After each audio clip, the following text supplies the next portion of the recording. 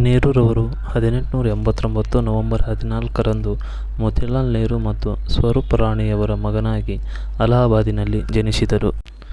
ನೆಹರೂರವರು ಕಾಶ್ಮೀರಿ ಸಾರಸ್ವತ ಬ್ರಾಹ್ಮಣ ಜಾತಿಗೆ ಸೇರಿದವರು. ನೆಹರೂರವರ ವಿದ್ಯಾಭ್ಯಾಸ ಇಂಗ್ಲೆಂಡಿನಲ್ಲಿ ಇನ್ನರ್ ಟೆಂಪಲ್ನಲ್ಲಿ ಕಾನೂನು ಪದವಿ ಪಡೆದ ನೆಹರೂರವರು 1912ರಲ್ಲಿ ಭಾರತಕ್ಕೆ ಹಿಂತಿರುಗಿದರು. ವಿದ್ಯಾಭ್ಯಾಸ ಮುಗಿಸಿ ಭಾರತಕ್ಕೆ ಹಿಂತಿರುಳಿದ ನೆಹರೂರವರು ಆರಂಭದಲ್ಲಿ ಅಲಹಾಬಾದಿನಲ್ಲಿ ವಕೀಲಿ ವೃತ್ತಿಯನ್ನು ಪ್ರಾರಂಭಿಸಿದರು. ತದನಂತರದಲ್ಲಿ ನೆಹರೂರವರು 1912ರಲ್ಲಿ ಬೆಂಕಿಪುರ ಕಾಂಗ್ರೆಸ್ ಅಧಿವೇಶನದಲ್ಲಿ ಪಾಲ್ಗೊಳ್ಳುವ ಮೂಲಕ ಸಾರ್ವಜನಿಕ ಸೇವೆ ಪ್ರಾರಂಭಿಸಿದರು. ತದನಂತರ ನೆಹರೂರವರು ಕಮಲಾ ಎಂಬುವರನ್ನು ವಿವಾಹವಾದರು. ನೆಹರೂರವರ 1916ರಲ್ಲಿ ಪ್ರಾರಂಭವಾದ ಹೋಮ್ ರೂಲ್ ಲೀಗ್ ಚಳುವಳಿಯನ್ನು ಸಕ್ರಿಯವಾಗಿ ಪಾಲ್ಗೊಂಡರು ಹಾಗೂ ಅಸಹಕಾರ ಚಳುವಳಿಯಲ್ಲಿ ಪಾಲ್ಗೊಂಡಿದ್ದ ಇವರು 1921ರಲ್ಲಿ ತನ್ನ ತಂದೆಯೊಡನೆ ಸೆರೆಮನೆ ಸೇರಿ 6 ತಿಂಗಳು ಶಿಕ್ಷೆ ಅನುಭವಿಸಿದರು ಎಂಬುದು ವಿಶೇಷ. ನೆಹರೂರವರು 1920ರಲ್ಲಿ ಇವರು ಉತ್ತರ ಪ್ರದೇಶದ ಪ್ರತಾಪಗಢದಲ್ಲಿ ಕಿಸಾನ್ ಮಾರ್ಚ್ ಅನ್ನು ಆಯೋಜಿಸಿದರು ಎನ್ನುವುದು ಇವರ ವಿಶೇಷತೆ.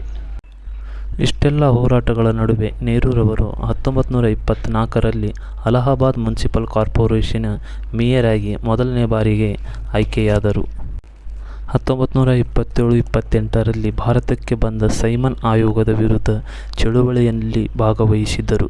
ಇದು ನೆಹರು ಅವರ ಜೀವನದ ಅತ್ಯದ್ಭುತ ಕಾಲಘಟ್ಟ. ಹಾಗೂ 1929ರಲ್ಲಿ ಲಾಹೋರ್ ಕಾಂಗ್ರೆಸ್ ಅಧಿವೇಶನದ ಅಧ್ಯಕ್ಷರಾಗಿದ್ದ ನೆಹರೂರವರು ಪೂರ್ಣ ಸ್ವರಾಜ್ಯ ನಿರ್ಣಯವನ್ನು ಘೋಷಿಸಿದರು.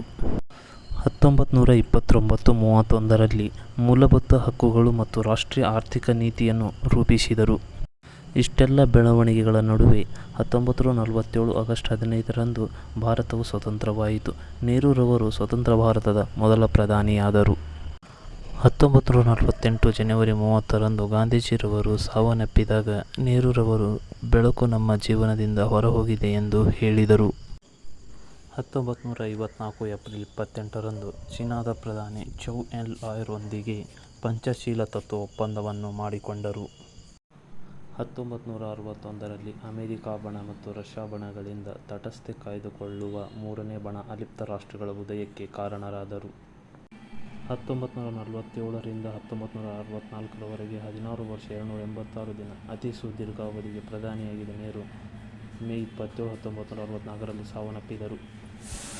ವೀಕ್ಷಕರೇ, ಇಷ್ಟು ನೆಹರೂರವರ ಜೀವನದ ಪರಿಚಯ. ನಿಮಗೆ ಈ ವಿಡಿಯೋ ಇಷ್ಟವಾಗಿದ್ದರೆ ಈ ಚಾನಲನ್ನು ಸಬ್ಸ್ಕ್ರೈಬ್ ಮಾಡಿಕೊಳ್ಳಿ.